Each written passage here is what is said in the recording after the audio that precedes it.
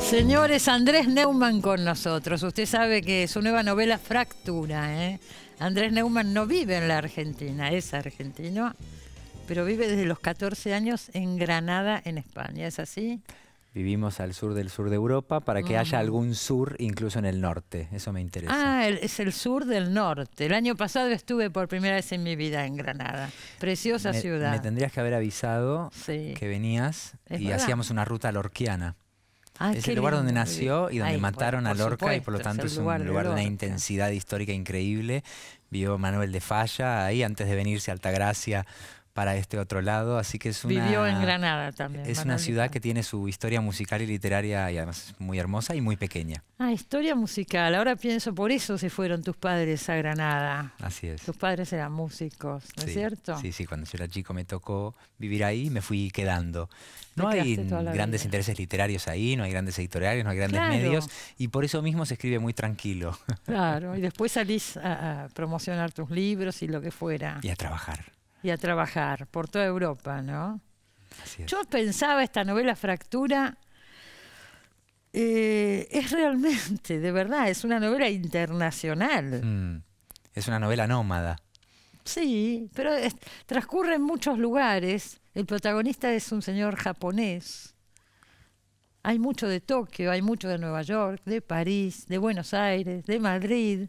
Sí. Por distintas vicisitudes de la vida, él fue viviendo en todos estos lugares. Cuenta la vida de este hombre. Sí. Digo, antes de empezar a contar un poco de qué se trata, uno la va leyendo y lo que transcurre en Tokio, hay mucho conocimiento de Tokio. Lo mismo de Nueva York, lo mismo de París, de Buenos Aires, obviamente, de Madrid. ¿Cómo es eso? Y es fascinante preparar una novela. ¿Pero cómo te documentás? ¿Vas a Tokio? ¿Qué haces?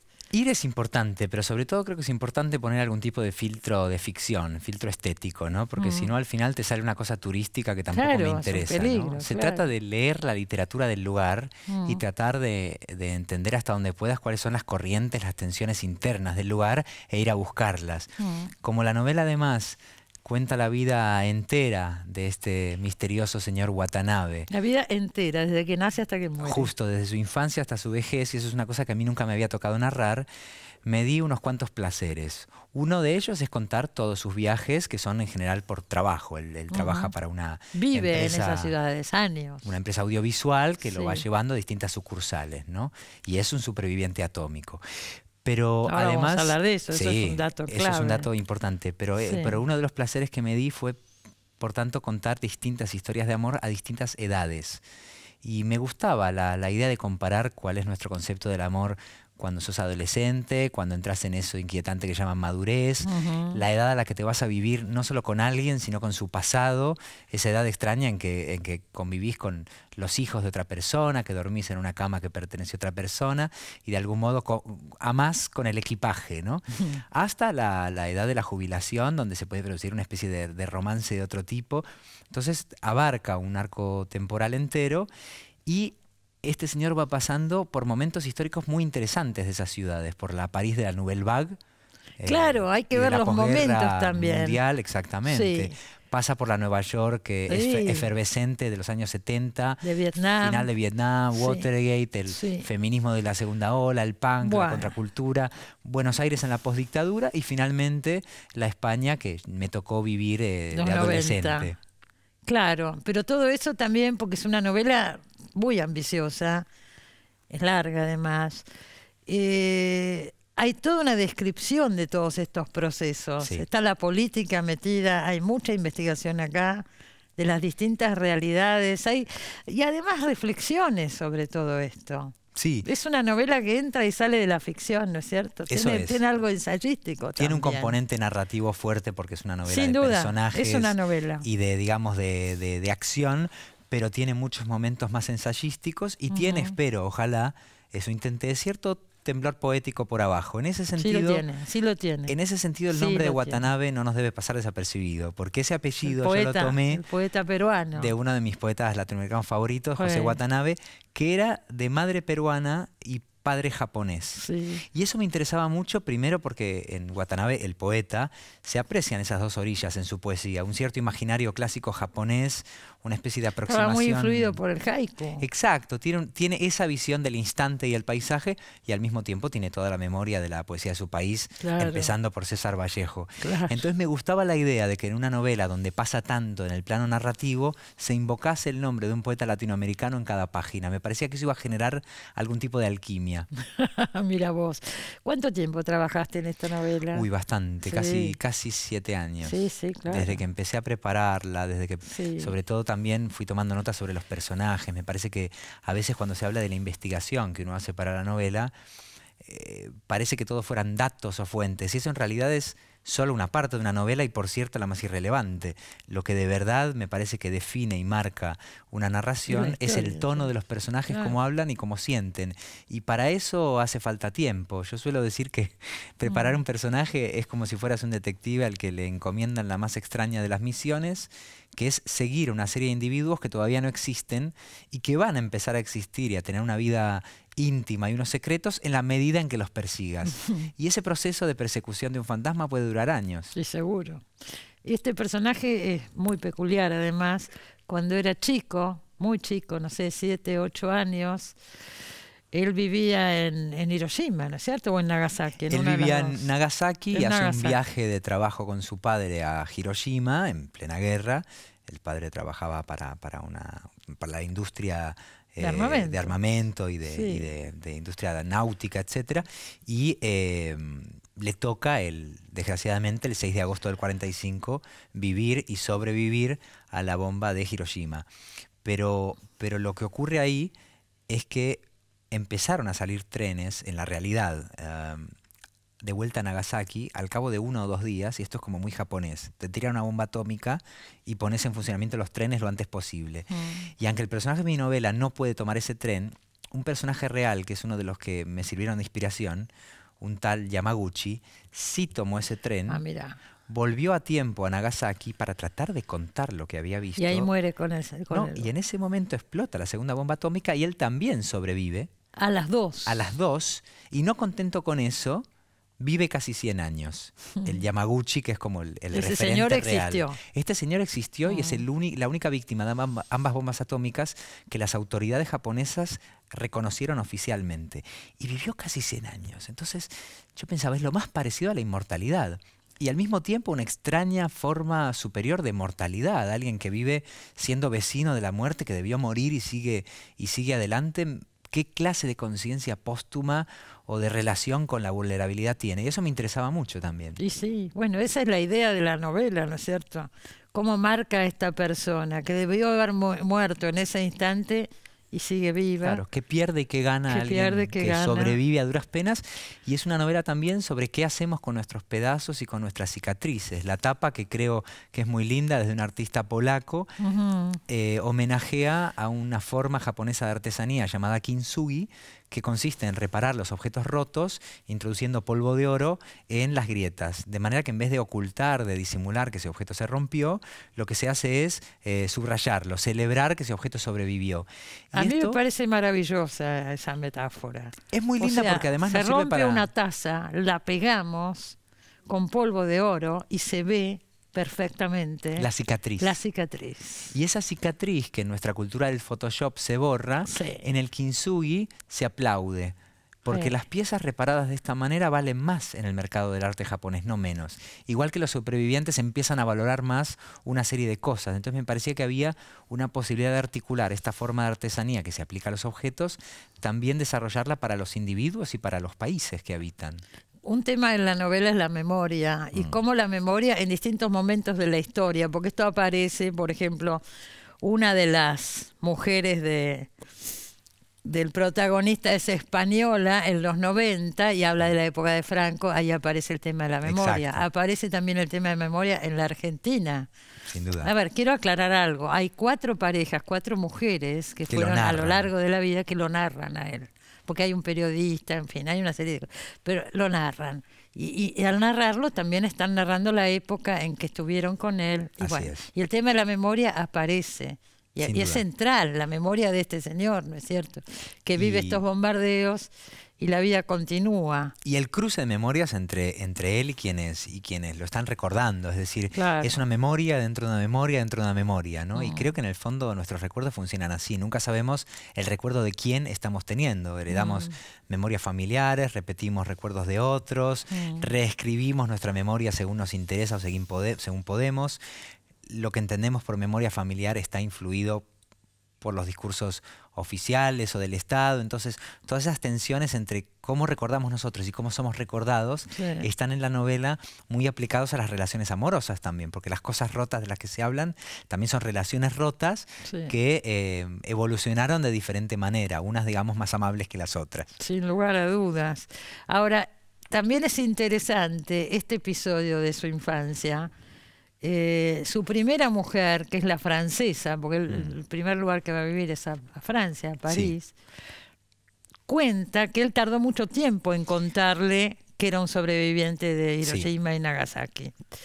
La segunda ya cuenta que lo primero que le dijo es eso, o sea, cómo va él tratando de recomponer su vida de la mejor manera. Al mostrar todo el arco vital del personaje, también me interesaba mucho narrar las distintas maneras en las que él se sitúa frente a sus recuerdos difíciles, ¿no? Y como vos bien decís, hay un cambio brusco entre la primera relación y la segunda. En la primera le parece que contar lo que le pasó sería un obstáculo para establecer un vínculo limpio, digamos, y en la segunda relación le parece que si no cuenta eso, no hay vínculo posible. Lo expone, se saca la camisa, ¿no es cierto? Se saca la camisa. Y muestra las cicatrices. Muestra las cicatrices y ella, que ha sido operada de un pecho, también tiene una cicatriz.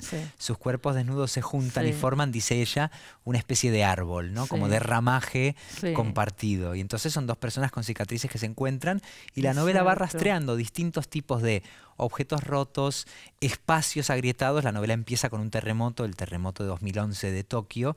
Entonces el suelo se abre, las cosas se caen, las personas transportan sus cicatrices y con todo eso se trata de buscar algún sentido más allá del Photoshop.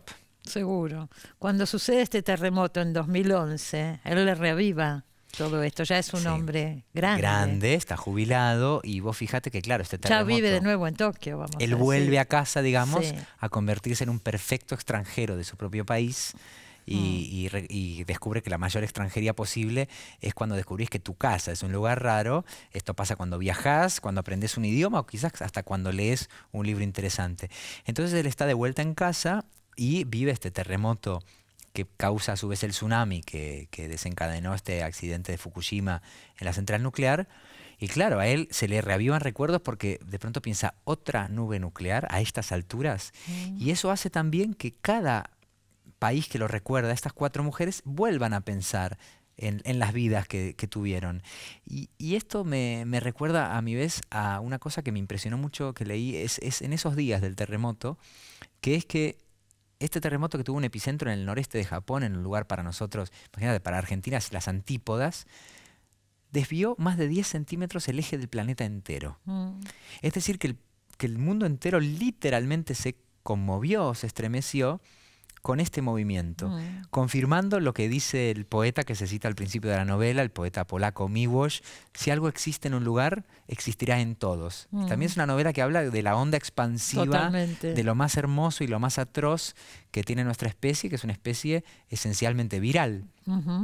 Eso está muy marcado acá. Además, se habla muchísimo de las centrales nucleares y todos esos temas. Hay una investigación atrás de este libro. Sí, Argentina tiene su historia de eso también. El basurero nuclear de Gastre, nunca del todo abierto. Y se van rastreando también, como la huella nuclear en todos los países, que es más grande de lo que parece. Es más grande de lo que parece. Con respecto al Japón, estuviste bastante en el Japón, ¿o no? Sobre todo estudié. Mira, más que visitar, lo que hice fue ver mucho cine japonés, empaparme mucho de testimonios históricos de japoneses y sobre japoneses y releer como todas mis novelas preferidas del Japón, de manera que pudiera empaparme de un Japón medio soñado, porque lo interesante es que él, aunque es japonés, ya casi no se acuerda de su país. Se le va como desdibujando. Son muchos años que pasa afuera. Y me interesaba reproducir un poco ese mal recuerdo, ¿no? Ese recuerdo no del todo definido, que me ayudaba por el hecho de ser yo mismo un extranjero de ese país, ¿no? Es más, Japón, digamos, como punto de asociación y de creación de una especie de frontera que no existe, que es la de Oriente y Occidente.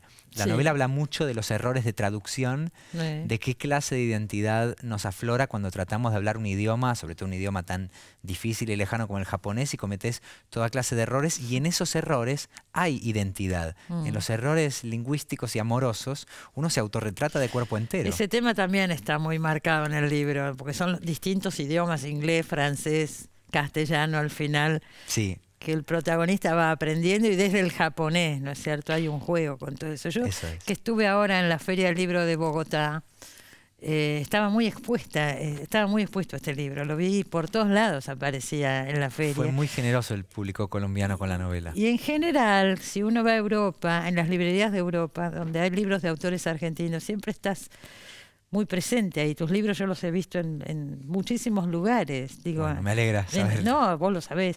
Digo, en ese sentido sos un autor, sos argentino, pero al vivir en Europa tenés otra cotidianeidad, digo, en la prensa europea y demás, porque se te ve mucho aparecer en Europa. Bueno, es que me crié ahí, como hemos hablado alguna vez, y para mí, digamos, empezó mi infancia de nuevo, y al contrario, para mí el esfuerzo y lo que más me emociona fue irme rearraigando acá con cada viaje, con cada visita, haciendo amigos nuevos, renovando los vínculos familiares.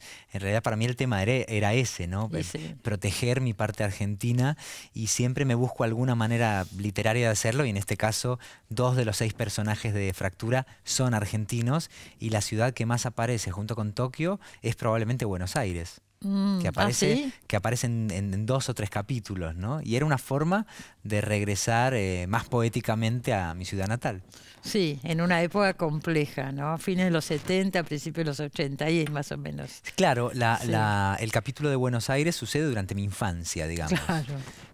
Y me emocionaba también que ella hablase como hablaba la gente en Buenos Aires en los años 80. Cada mujer habla con una entonación del castellano distinta. Totalmente, eso está muy cuidado también. Y eso también me entusiasmaba, ¿no? Pensar en la amplitud de la lengua que estamos hablando. Bueno, viniste para la Feria del Libro, pero antes estuviste en la Feria de Bogotá. Sí. También. Yo no te vi porque yo ya me había ido. Sí, nos cruzamos.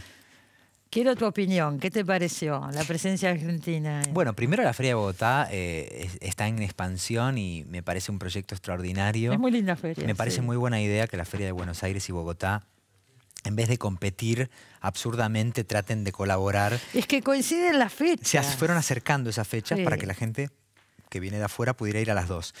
Pero si te referís a, digamos, cómo se configuró estéticamente el pabellón con estas fútbol, alusiones permanentes al fútbol, mira, empecemos por el principio. A mí me encanta el fútbol, soy tremendamente futbolero, y tanto en mi infancia como en mi ocio el fútbol ocupa un lugar.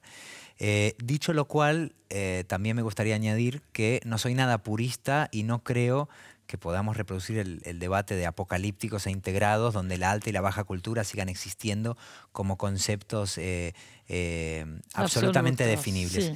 Lo que pasa es que a mí me pareció una sobredosis de fútbol. Me pareció que una cosa es tomar el fútbol y pensarlo literariamente, y otra cosa es monopolizar visualmente el espacio con alusiones permanentes al fútbol. Hay una frase que dijo uno de los pocos futbolistas intelectuales que ha dado el país, que es Jorge Valdano, que sabemos que es un gran lector, un pionero de las antologías de cuentos sobre fútbol. Tiene una frase que era: futbolizar la cultura o culturizar el fútbol. Y me temo que en el diseño de ese pabellón se optaba más por lo primero, por futbolizar la cultura, que por tratar de mirar poéticamente el fútbol, que sería la maniobra realmente literaria. Muchísimas gracias por haber venido, Andrés. Acuérdese, placer. Andrés Neumann, Fractura. Todo esto que hablamos hoy y muchísimo más en este libro. ¿Cuántas páginas tiene? Tiene algo menos de 500. Me tranquilizaba mucho que tuviera 400 y que no llegas a 500. Mientras no llegue a 500 estamos salvados. Bueno, buen viaje si ya te estás por ir. Muchísimas gracias. Para mí es volver a casa. Ya volvemos, no se vaya.